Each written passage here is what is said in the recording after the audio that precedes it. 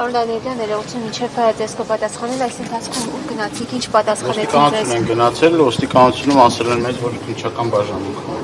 ոստիկանությունը մարդ չկա, հիմա եկել ենք ստեղ, ոնց որ տղաներից մի քանիսին տեսանք ստեղ, տեսնենք։ Ներս չեն թողնում։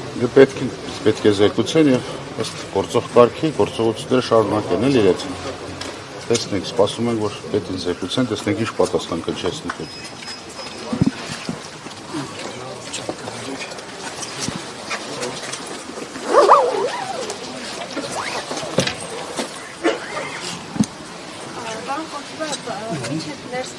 Ասեք ինչ մեղադրանք է նրանց առաջադրվել։ Սպասեք, ես փաստաբան գաղափար չունենք, հիմա կծանոթանանք մեղադրանքին, միայն գիտենք խոզարկություններ են եղել, խոզարկության որոշման մեջ մի անհետ պատմություն է նկարագրված, Ինչ պատմություն է։ որ իբր քարոզչություն են իրականացրել եւ քարոզչության միջոցով ազդել են ընտրողների կարծիքի վրա։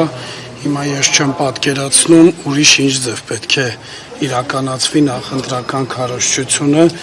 եւ ես չեմ ուզում մի փոքր անպատասխանատունջենք, բոլոր դեպքերում այդ նպատակով են եկել բնակարաններում խոզարկության, որովհետեւ քարոզչության միջոցով ազդել են ընտրողների ազատ կամքի վրա, բայց թե ընտրությունը հենց ենթադրում է դա, որ քարոզչության միջոցով ազդես ընտրողի կամքի վրա։ Հիմա ստացվում է նախընտրական քարոզարշավ չպետք է մնա, մնացածը ծանոթանանք մեղադրանքին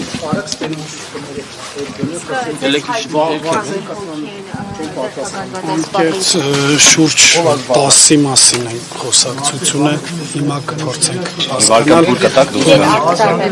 Չգիտենք, անկեղծ ես հիմա նոր եկել եմ ներկայանալ ստանձնելու համար։ Փոխացել է, որ ով է փոխացել։